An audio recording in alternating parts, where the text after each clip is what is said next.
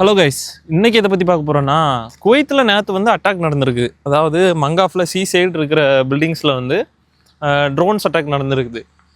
அப்போது இந்த ட்ரோன்ஸ் அட்டாக்ல வந்து பில்டிங் கொஞ்சம் டேமேஜாக இருக்குது.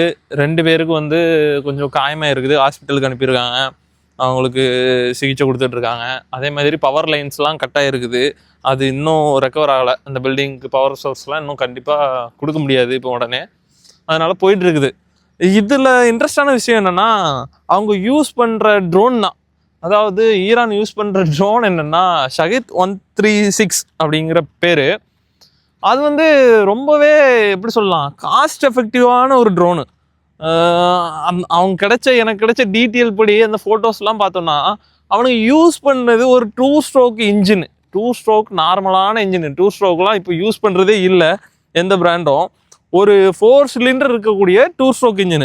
அதுவும் 180 டிகிரி ஆர்செட்டில் வந்து சிலிண்டர் வந்து கிராங்க் வந்து இருக்குது. அதாவது பிஎம்டபிள்யூவில் பாக்ஸர் இன்ஜின் பார்த்துருப்பீங்கல்ல, அந்த மாதிரியான ஒரு பொசிஷன். அதாவது 180 டிகிரியில் ஆனால் ஆப்போசிட்டாக இருக்கும் பிஸ்டன். இங்கே 2 பிஸ்டன் இப்படி ஆப்போசிட்டாக இருக்குது, அங்கே 2 பிஸ்டன் ஆப்போசிட்டு. இதில் இன்ட்ரெஸ்டிங்கான இன்னொரு விஷயம்னா, அவங்க எந்த விதமான எப்படி சொல்லலாம் அட்வான்ஸ் டெக்னாலஜி எதுவுமே யூஸ் பண்ணல. இந்த நேவிகேஷன், இந்த பாம்பிங், இந்த தவிர அந்த இன்ஜினில் எதுவுமே அட்வான்ஸாக எதுவும் கிடையாது. 2 ஸ்ட்ரோக் இன்ஜின் தான். அதேமாதிரி 4 பிஸ்டனில் ஒரு 550 சிசி இருக்கக்கூடிய இன்ஜினு. 4 சிலிண்டருக்கும் தனித்தனியான கார்பரேட்டர், ஃபியூல் இன்ஜெக்டர் சிஸ்டம் கூட கிடையாது. கார்பரேட்டர் தான். ஏன் 4க்கும் தனித்தனியான கார்பரேட்டர் கொடுத்துருக்காங்கன்னா, ஒரு கார்பரேட்டரை வச்சே 4 சிலிண்டரே ரன் பண்ண முடியும் ஆஸ் பர் இன்ஜினியரிங் இதுபடி. பட் என்னன்னா, ஒன்று ரன் ஆகலை, ஒரு கார்பரேட்டர் ஃபெயில் ஆச்சுன்னா கூட மீதி இருக்கிற 3 வச்சு அதனால் கரெக்டாக போய் அட்டாக் பண்ண முடியும். கண்டினியூவாக ரன் ஆகிட்டு இருக்க முடியும். அதுக்கப்புறம் என்னென்னா, அதான் சிம்பிளாக இருந்துச்சு, ரொம்பவே சிம்பிளாக இருந்துச்சு.